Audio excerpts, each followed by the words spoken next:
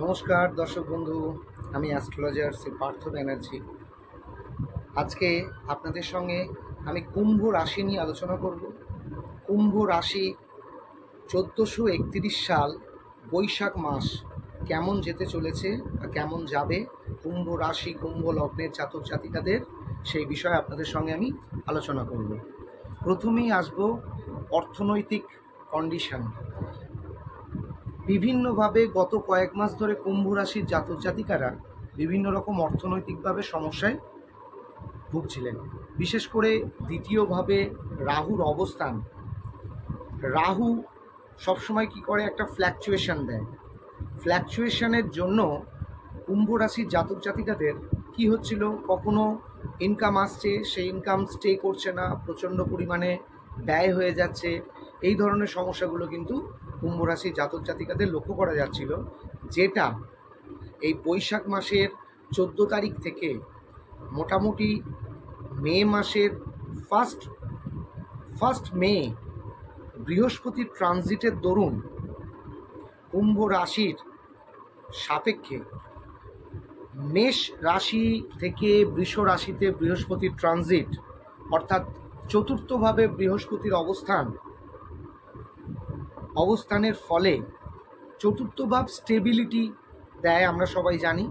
যার কারণে কুম্ভ রাশির ক্ষেত্রে রাহুর যে অশুভত্ব, সেই রাহুর অশুভত্ব অনেকটা পরিমাণে কিন্তু হ্রাস পাবে এবং কুম্ভ রাশির ক্ষেত্রে যথেষ্ট বেনিফিট কিন্তু অর্থনৈতিক দিক থেকে পাওয়া যাবে।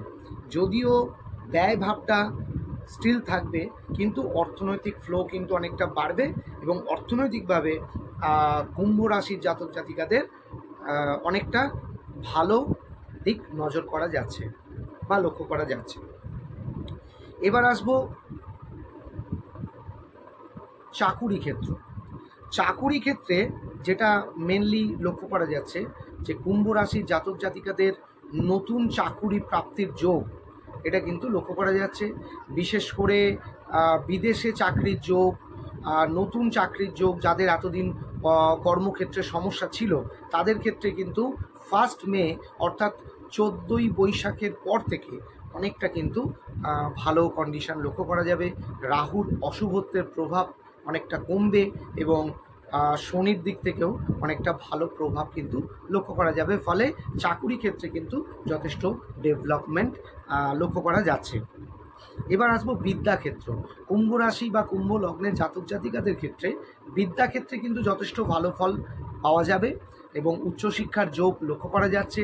বিশেষ করে বিদ্যার জন্য জন্মস্থান থেকে দূরবর্তী স্থানে বা বিদেশে উচ্চশিক্ষার জন্য কিন্তু যাওয়ার সম্ভাবনা থাকবে এবং বিদ্যাক্ষেত্রে কম্পারেটিভ যেসব এক্সামগুলো আছে সেগুলোতে কিন্তু ভালো ফল কুম্ভ রাশির জাতক জাতিকারা অবশ্যই বা কুম্ভ লগ্নের জাতক জাতিকারা অবশ্যই কিন্তু পেয়ে থাকবেন। এবার আসবো বিবাহিত জীবন।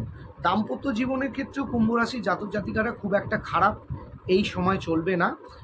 একটু যদি মাথা ঠান্ডা করে চলতে পারা যায় এবং বিবাদ, মনোমালিন্য, এই জায়গাগুলোকে যদি অ্যাভয়েড করা যায়, তাহলে কিন্তু কুম্ভ রাশির জাতক জাতিকাদের দাম্পত্য জীবন মোটামুটি শুভ। এবার আসবো লগ্নে শনির অবস্থানের ফলে ফ্যাটাল ডিজিজ, ব্যথাজনিত কোনো সমস্যা, দীর্ঘদিন ধরে রোগে ভোগা, এই ধরনের কোনো টেন্ডেন্সি কিন্তু কুম্ভ রাশির জাতক জাতিকাদের লক্ষ্য করা যেতে পারে। সেই বিষয়ে কিন্তু সাবধান থাকবেন। এবং তৃতীয়পতি মঙ্গল, সে দ্বিতীয়ভাবে রাহু যুক্ত হয়ে অবস্থান করছে এবং অষ্টমভাবে কেতুর অবস্থানের ফলে কুম্ভ রাশির জাতক জাতিকাদের সবথেকে যেটা ক্ষতিকারক দিক, সেটা হচ্ছে শারীরিক অসুস্থতা বা দুর্ঘটনা, ছোটোখাটো দুর্ঘটনা, রক্তপাত, মামলা মকদ্দমা, এই ধরনের সমস্যাগুলো কিন্তু কুম্ভ রাশির জাতক জাতিকাদের আসতে চলেছে।